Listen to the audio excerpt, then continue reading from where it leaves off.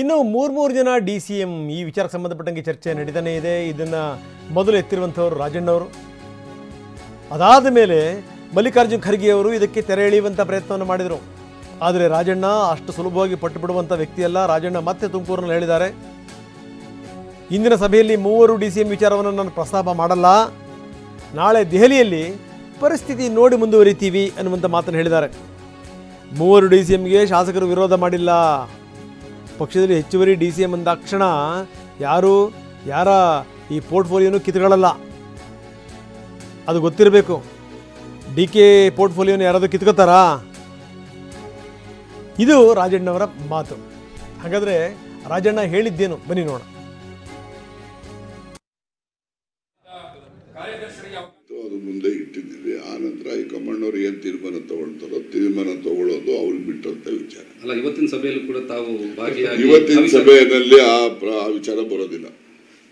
ಇವತ್ತಿನ ಸಭೆಯಲ್ಲಿ ಯಾಕೆಂದರೆ ವಿಸ್ತೃತವಾದಂತಹ ಸಭೆ, ಜಿಲ್ಲಾ ಕಾಂಗ್ರೆಸ್ ಅಧ್ಯಕ್ಷಗಳು, ಬ್ಲಾಕ್ ಅಧ್ಯಕ್ಷರುಗಳು, ಮುಂಚೂಣಿ ಘಟಕದ ಅಧ್ಯಕ್ಷರುಗಳು ಎಲ್ಲರೂ ಕೂಡ ಇರ್ತಾರೆ. ಒಂದು ದೊಡ್ಡ ಮಟ್ಟದಲ್ಲಿ ಆಗ್ತಕ್ಕಂಥ ಒಂದು ರಾಜ್ಯ ಮಟ್ಟದ ಸಭೆ ನಾಳೆ ದೆಹಲಿನಲ್ಲಿನೂ ಕೂಡ ಅವರು ಯಾವ ಉದ್ದೇಶದಿಂದ ಸಭೆ ಕರೆದಿದ್ದಾರೆ ಅಂತಕ್ಕಂಥದ್ದು ನಾವು ಊಹೆ ಮಾಡಿರೋದು, ಈ ಅಭ್ಯರ್ಥಿಗಳನ್ನು ಆಯ್ಕೆ ಬಗ್ಗೆ ಕರೆದಿದ್ದಾರೆ ಅಂತ ಹೇಳಿ ಅವರು ನಾವು ಭಾವಿಸಿದ್ದೇನೆ. ಅವರು ಅದು ಬಿಟ್ಟು ಬೇರೆ ಬೇರೆ ವಿಚಾರಗಳನ್ನು ಅವರು ಪ್ರಸ್ತಾಪ ಮಾಡಿದ್ರೆ ಅದಕ್ಕೆ ನಮ್ಮ ಅನಿಸಿಕೆಗಳನ್ನು ಪ್ರತಿಕ್ರಿಯೆಯನ್ನು ನೀಡ್ತೇವೆ. ಪ್ರಸ್ತಾಪ ಯಾರು ಅದ್ರ ಬಗ್ಗೆ ತೀರ್ಮಾನ ತಗೊಳ್ತಾರೋ ಅವ್ರ ಮುಂದೆ ಪ್ರಸ್ತಾಪ ಮಾಡ್ತಕ್ಕಂಥದ್ದು ಸೂಕ್ತ.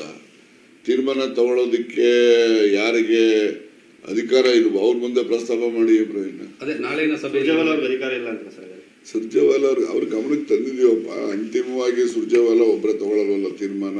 ಪಕ್ಷದ ಹೈಕಮಾಂಡ್ ಅಂದರೆ ಅಧ್ಯಕ್ಷರು ಮಲ್ಲಿಕಾರ್ಜುನ್ ಖರ್ಗೆ ಅವರಿದ್ದಾರೆ, ವೇಣುಗೋಪಾಲ್ ಇದ್ದಾರೆ ಮತ್ತು ರಾಹುಲ್ ಗಾಂಧಿ ಇದ್ದಾರೆ. ಅವರೆಲ್ಲರೂ ಕೂಡ ಒಟ್ಟಾರೆ ಸೇರಿ ತಗೊಳ್ತಕ್ಕಂಥ ತೀರ್ಮಾನ. ಈಗ ಯಾರು ವಿರೋಧ ಮಾಡಿದ್ದಾರೆ? ಯಾರು ವಿರೋಧ ಮಾಡಿಲ್ಲ ಅಂದಮೇಲೆ ಎಲ್ಲರೂ ಪರ ಇದ್ದಾರೆ ಅಂತ ತಿಳ್ಕೋಬೇಕು. ಕೆಲವು ಜನ ಬಂದು ಹೇಳ್ಕೊಳ್ತಾರೆ, ಕೆಲವು ಜನ ಬಂದು ಹೇಳ್ಕೊಳ್ಳೋದಿಲ್ಲ.